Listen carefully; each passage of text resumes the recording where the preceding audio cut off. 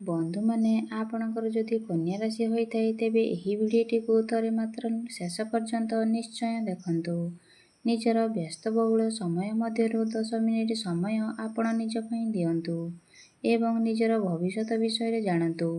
କନ୍ୟା ରାଶିର ବ୍ୟକ୍ତିବିଶେଷମାନଙ୍କର ଜୀବନ ଏହି ଶ୍ରାବଣ ମାସଠାରୁ ବଦଳିବାକୁ ଯାଉଛି, କାରଣ ଏହି ଶ୍ରାବଣ ମାସରେ ଅନେକ ଗୁଡ଼ିଏ ଗ୍ରହମାନଙ୍କର ରାଶି ପରିବର୍ତ୍ତନ ହେବାକୁ ଯାଉଅଛି ଏବଂ ଶନିଦେବ ମଧ୍ୟ ବକ୍ରି ହେବାକୁ ଯାଉଅଛନ୍ତି।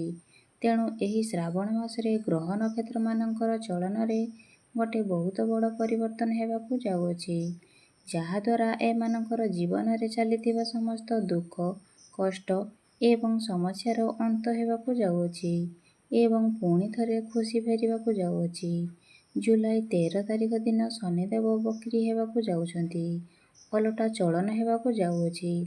ଜୁଲାଇ 15 ତାରିଖ ଦିନ ସୂର୍ଯ୍ୟଙ୍କର ରାଶି ପରିବର୍ତ୍ତନ ହେବାକୁ ଯାଉଅଛି ଏବଂ ଏହା ସହିତ ଶୁକ୍ର ଏବଂ ମଙ୍ଗଳଙ୍କର ମଧ୍ୟ ରାଶି ପରିବର୍ତ୍ତନ ହେଉଅଛି, ଯାହାଦ୍ୱାରା ଆପଣଙ୍କର ଜୀବନରେ କିଛି ବଡ଼ ହେବାକୁ ଯାଉଅଛି।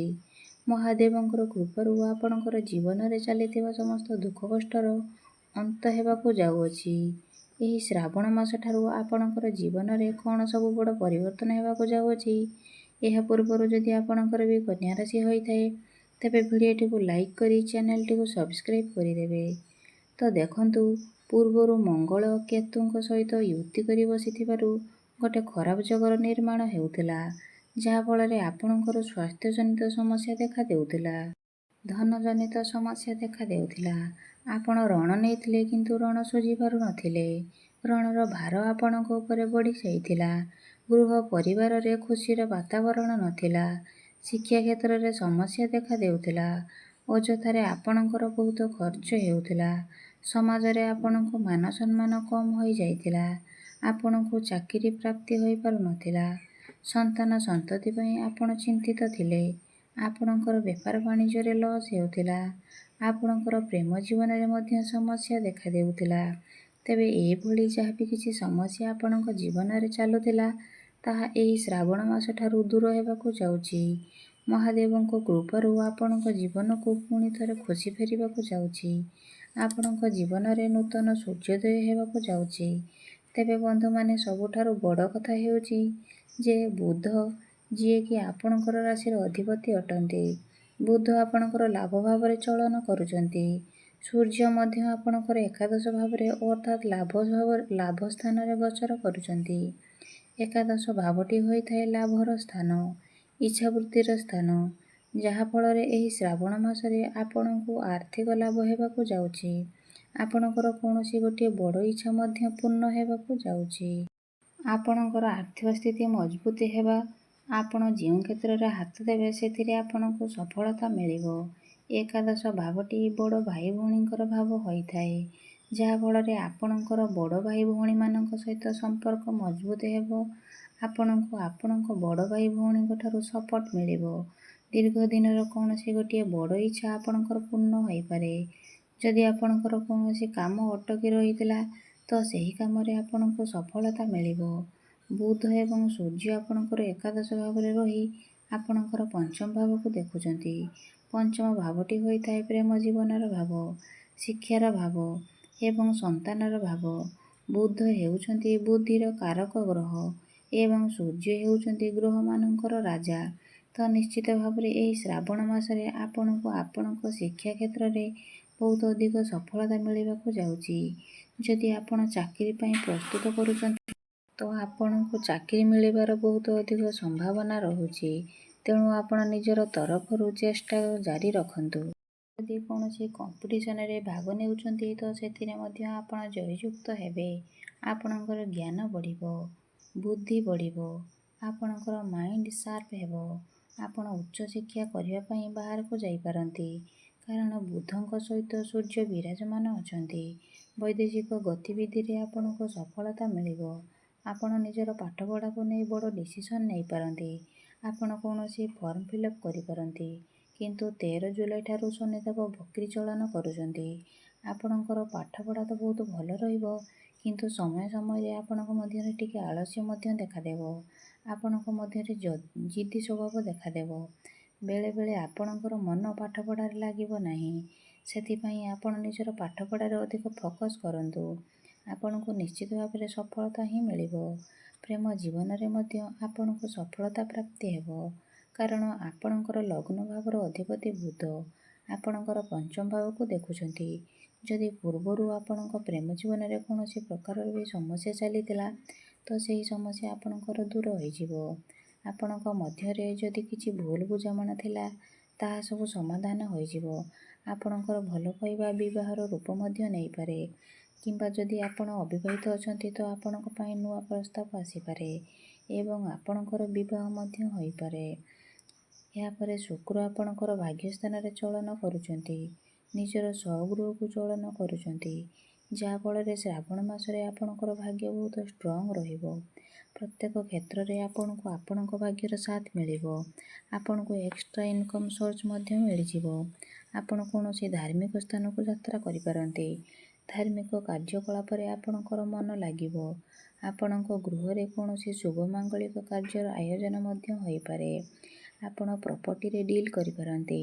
ନୂତନ ଜମି, ଭୂମି ଇତ୍ୟାଦି କିଣାକିଣି କରିପାରନ୍ତି। ଭାଗ୍ୟ ବଳରେ ଆପଣଙ୍କର ଅଟକି ରହିଥିବା ସମସ୍ତ କାର୍ଯ୍ୟ ପୂର୍ଣ୍ଣାଙ୍ଗ ଲାଭ କରିବ। ଆପଣ କୌଣସି ନୂତନ ବ୍ୟବସାୟ ଆରମ୍ଭ କରିପାରନ୍ତି କିମ୍ବା ଆପଣଙ୍କୁ ନୂତନ ଚାକିରି ମଧ୍ୟ ମିଳିଯାଇପାରେ। ଆପଣ ଯଦି କିଛି ଇନଭେଷ୍ଟମେଣ୍ଟ କରନ୍ତି ସେଥିରେ ଆପଣଙ୍କୁ ଲାଭ ମଧ୍ୟ ମିଳିବ। ଏହି ସମୟରେ ଆପଣ କୌଣସି ବଡ଼ କାର୍ଯ୍ୟର ଆରମ୍ଭ କରିପାରନ୍ତି। ଏହି ଶ୍ରାବଣ ମାସରେ ଆପଣ ବହୁତ ଅଧିକ ଯାତ୍ରା କରିବେ। ଯାତ୍ରା ଗୁଡ଼ିକ ଛୋଟ ମୋଟ ରହିବ। ପାଖାପାଖି ଜାଗାକୁ ଆପଣ ଯାତ୍ରା କରିପାରିବେ। ଆପଣଙ୍କୁ ଟିକେ ଅଧିକ ପରିଶ୍ରମ କରିବାକୁ ପଡ଼ିବ କିନ୍ତୁ ପରିଶ୍ରମର ମୂଲ୍ୟ ମଧ୍ୟ ଆପଣଙ୍କୁ ମିଳିବ। ଅର୍ଥାତ୍ ଆପଣଙ୍କୁ ସଫଳତା ମଧ୍ୟ ପ୍ରାପ୍ତି ହେବ। ଯେଉଁ ବ୍ୟକ୍ତିବିଶେଷ ମାନେ ଅନଲାଇନ୍ କ୍ଷେତ୍ରରେ କାମ କରୁଛନ୍ତି କିମ୍ବା ଡିଜିଟାଲ ମାର୍କେଟରେ କାମ କରୁଛନ୍ତି, କୃଷି ଭିତ୍ତିକ କାମ କରୁଛନ୍ତି ସେମାନଙ୍କୁ ଅଚାନକ ଭାବେ ପ୍ରାପ୍ତି ହେବ। ଆପଣଙ୍କୁ ଆପଣଙ୍କ କାମରେ ବହୁତ ଅଧିକ ସଫଳତା ମିଳିବ। ସେମାନେ ସେମାନଙ୍କ କାର୍ଯ୍ୟରେ ବହୁତ ଅଧିକ ସଫଳତା ପାଇବେ। ଭାଗ୍ୟ ବଳରେ ଆପଣଙ୍କୁ ଅଳ୍ପ ପରିଶ୍ରମରେ ବହୁତ ଅଧିକ ଲାଭ ମିଳିବ। ବନ୍ଧୁମାନେ ଗୁରୁ ଆପଣଙ୍କର ଦଶମ ଭାବ ଅର୍ଥାତ୍ ଆପଣଙ୍କର କର୍ମ ଭାବରେ ଗୋଚର କରୁଛନ୍ତି। ଯାହାଫଳରେ ଗୁରୁ ଆପଣଙ୍କର କର୍ମକୁ ମଜବୁତ ବନାଉଛନ୍ତି। ଆପଣଙ୍କୁ ଅଧିକ ଜ୍ଞାନ ପ୍ରଦାନ କରୁଛନ୍ତି। ଯାହାଫଳରେ ଆପଣ ନିଜର କାମକୁ କିପରି ଭାବରେ କରିବା ଉଚିତ, କିପରି ଭାବରେ କଲେ ଆପଣଙ୍କୁ ଅଧିକ ସଫଳତା ମିଳିବ ସେହି ଜ୍ଞାନ ଆପଣଙ୍କ ମଧ୍ୟରେ ରହିବ। ଆପଣଙ୍କୁ ଆପଣଙ୍କ କ୍ୟାରିୟରରେ ବହୁତ ଅଧିକ ସଫଳତା ମିଳିବ। ଯଦି ଆପଣ ଚାକିରି କରୁଛନ୍ତି ତ ଚାକିରି କ୍ଷେତ୍ରରେ ଆପଣଙ୍କର ପ୍ରମୋସନ୍ ମଧ୍ୟ ହୋଇପାରେ।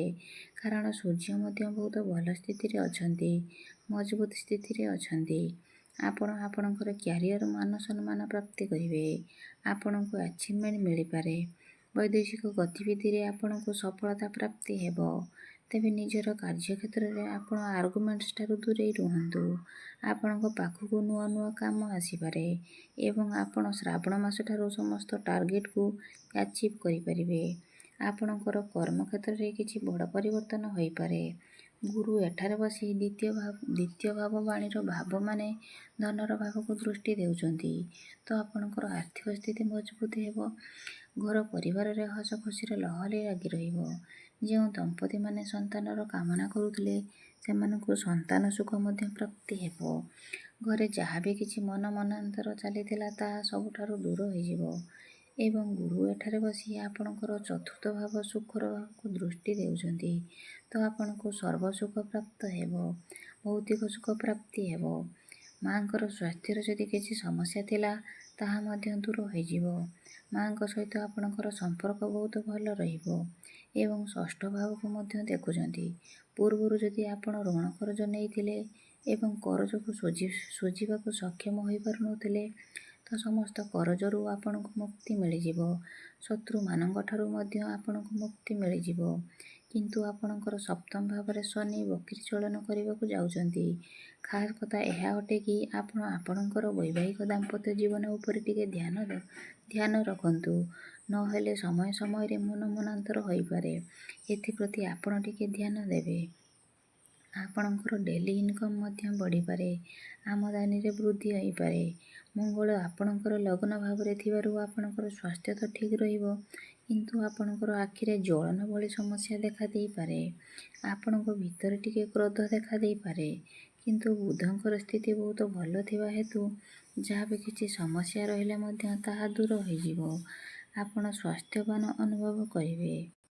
ତେବେ ବନ୍ଧୁମାନେ, ଶ୍ରାବଣ ମାସଠାରୁ କନ୍ୟା ରାଶିର ବ୍ୟକ୍ତିବିଶେଷମାନେ ସମସ୍ତ କ୍ଷେତ୍ରରେ ଉନ୍ନତି କରିବାକୁ ଯାଉଛନ୍ତି। ତାହା ଶିକ୍ଷା କ୍ଷେତ୍ରରେ ହେଉ, ସ୍ୱାସ୍ଥ୍ୟ କ୍ଷେତ୍ରରେ ହେଉ, କର୍ମ କ୍ଷେତ୍ରରେ ହେଉ, ବେପାର ବାଣିଜ୍ୟ କ୍ଷେତ୍ରରେ ହେଉ, ସମସ୍ତ କ୍ଷେତ୍ରରେ ଉନ୍ନତି କରିବାକୁ ଯାଉଛନ୍ତି। ତେବେ ଅଧିକ ଶୁଭଫଳ ପ୍ରାପ୍ତି କରିବା ପାଇଁ ଆପଣ ପ୍ରତ୍ୟେକ ବୁଧବାର ଦିନ ଗୋମାତାଙ୍କୁ ସବୁଜ ଚାରା ଖାଇବାକୁ ଦିଅନ୍ତୁ ଏବଂ ପ୍ରତ୍ୟେକ ଦିନ ବୁଧଙ୍କର ବୀଜ ମନ୍ତ୍ର 108 ଥର ଜପ କରନ୍ତୁ। ତେବେ ବନ୍ଧୁମାନେ, ମୋର ଯଦି ଏହି ଭିଡ଼ିଓଟି ଭଲ ଲାଗିଥାଏ ତେବେ ଭିଡ଼ିଓଟିକୁ ଲାଇକ୍ କରି ଚ୍ୟାନେଲଟିକୁ ସବସ୍କ୍ରାଇବ୍ କରିଦେବେ।